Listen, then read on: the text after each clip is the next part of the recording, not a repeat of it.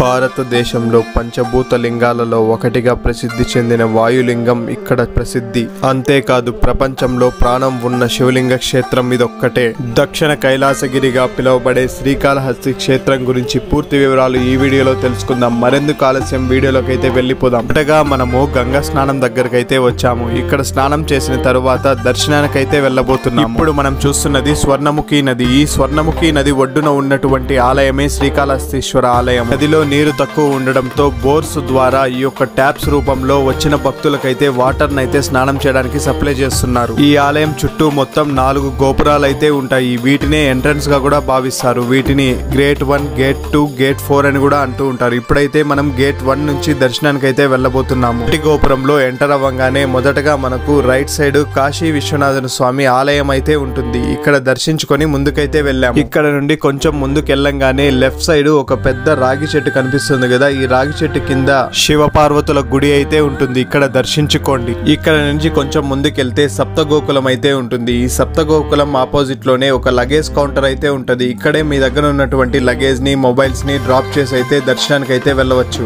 దర్శనానికి వెళ్లే queue line అయితే చాలా రద్దీగా ఉంది. అంతేకాదు ఈ క్యూ లైన్ లో మనం వెళ్లేటప్పుడు దారి మధ్యలో మనకు పాతాళ గణేశుడి గుడి కూడా వస్తుంది. ఈ యొక్క పాతాళ గణేశుని గుడి భూగర్భానికి 10 అడుగుల లోతులో అయితే ఉంటుంది. మనం ఆ లోతులోకి వెళ్లి దర్శించుకొని తిరిగి క్యూ లైన్ లోకి రావచ్చు. ఇప్పుడైతే మనము దర్శనం చేసుకొని గుడి బయటకైతే వచ్చేసాము. దర్శనం జరుగుతున్న సమయం మొత్తము ఆలయ ప్రాంగణం మొత్తము శివనామ స్మరణతో మారు మ్రోగిపోయింది. ఈ ఆలయ దర్శనంలో ముఖ్యంగా చెప్పుకోవాల్సినటివి వాయులింగ దర్శనము, స్ఫటిక లింగ దర్శనము, శిఖర దర్శనము మరియు ప్రచురాంబ అమ్మవారి దర్శనము. దర్శనం చేసుకొని బయట రాగానే మనకైతే ఇక్కడ గుడి ప్రాంగణంలో ఒక పెద్ద మండపం అయితే కనిపిస్తుంది ఫ్రెండ్స్. ఇక్కడే మనము కాసేపు కూర్చొని రెస్ట్ తీసుకొని వెళ్ళవచ్చు. ఈ మండపం ముందరే ఒక పోగడ చెట్టు కూడా ఉంది. ఈ చెట్టుకి ఉయ్యాలను గాని ఇలా దారాన్ని గాని కడుతూ ఉంటారు. ఇలా కడితే కోరికలు తీరుతాయన్నది భక్తుల యొక్క నమ్మకం. ఇక్కడ శ్రీకాళహస్తి క్షేత్రం అనగానే మొట్టమొదట గుర్తొచ్చేది రాహుకేతు శాంతి పూజలు. శ్రీకాళహస్తీశ్వరుడు ఉండే నవగ్రహ కవచం ద్వారా రాహుకేతువులతో పాటు గ్రహాలన్నీ పరమేశ్వరుడి అదుపులో ఉంటాయని ఇక్కడ నమ్ముతారు. ఇప్పుడైతే మనం ఇక్కడ ఉన్నటువంటి భక్త కన్నప్ప ఆలయానికైతే వెళ్ళబోతున్నాము. ఈ భక్త కన్నప్ప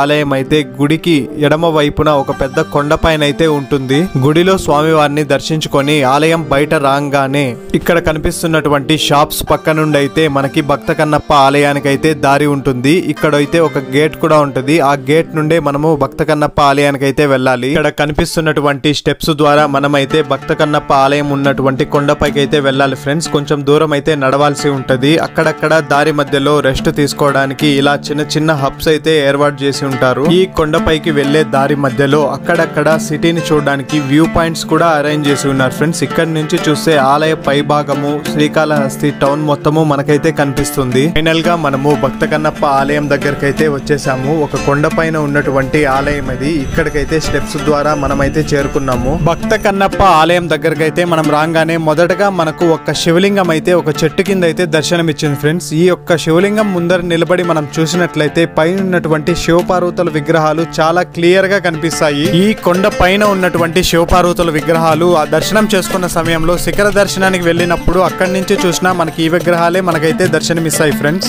ఇప్పుడైతే మనము శ్రీకాళహస్తి టౌన్ కి 450 అడుగుల ఎత్తులో ఉన్నాము. ఇక్కడ నుంచి చూస్తే టౌన్ మొత్తము చాలా బాగా కనిపిస్తుంది. అంతేకాదు ఇక్కడ ఉన్నటువంటి స్వర్ణముఖి నది కూడా ఎంత పొడవు ఉంది అనేది చాలా ఆశ్చర్యంగా మనకైతే కనిపిస్తుంది. కన్నప్ప ఆలయాన్ని దర్శించి కొండ దిగి తిరిగి వస్తున్నప్పుడు ఎడమ వైపున ఒక ఫారెస్ట్ లోకి దారి అయితే కనిపిస్తుంది ఫ్రెండ్స్. ఆ దారి నుండి వెళ్ళినట్లయితే ఒక భరద్వాజ తీర్థం అనే ప్రదేశం అయితే వస్తుందట. శాతం శ్రీకాళహస్తి దర్శనానికి వెళ్లిన భక్తులు ఎవరు ఈ ప్రదేశాన్ని చూసి ఉండరు అని నేను అనుకుంటున్నాను. ఎందుకంటే ఈ ప్రదేశం గురించి చాలా మందికి తెలియదు. ఈ యొక్క భరద్వాజ తీర్థం అనేది చుట్టూ ఫారెస్ట్ ఉండి మధ్యలో ఒక పెద్ద కోనేరుతో అయితే ఈ ప్రదేశం అయితే ఉంటుంది. ఈ యొక్క ప్రదేశంలో ఒక పురాతనమైన శివాలయం కూడా ఉంది ఫ్రెండ్స్. ఈ యొక్క ఆలయాన్ని కూడా పెద్ద గుడిని కట్టినప్పుడు 5వ శతాబ్దంలోనే ఇక్కడ కూడా నిర్మించారట.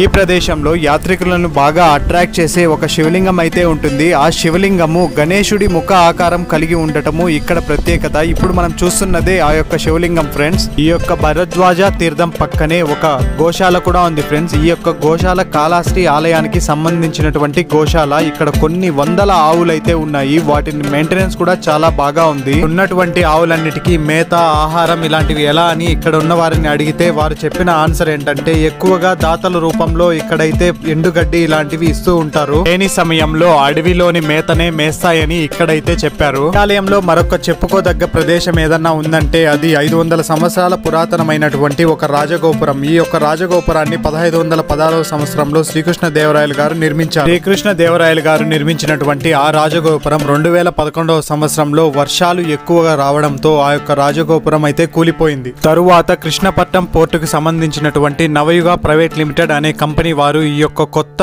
గోపురం పనిని అయితే ప్రారంభించి చివరి దశకైతే తీసుకొచ్చారు. సారుగా కాళహస్తి ఆలయంలో ఉన్నటువంటి ప్రదేశాలను ఈ వీడియో మీకు నచ్చిందని నేనైతే అనుకుంటున్నాను. మీకు నచ్చినట్లయితే కొత్తగా స్టార్ట్ చేయబడ్డ గరుడ వ్లాగ్ 7 అన్న మన యూట్యూబ్ ఛానల్ ని లైక్ చేసి సబ్స్క్రైబ్ చేయండి. మరిన్ని ఇంట్రెస్టింగ్ వీడియోస్ ఆల్రెడీ అప్లోడ్ చేసి ఉన్నాము. మరొక కొత్త వీడియోతో మళ్ళీ మీ ముందుకు వస్తాము. Thank you for watching. Keep watching Garuda vlog 7.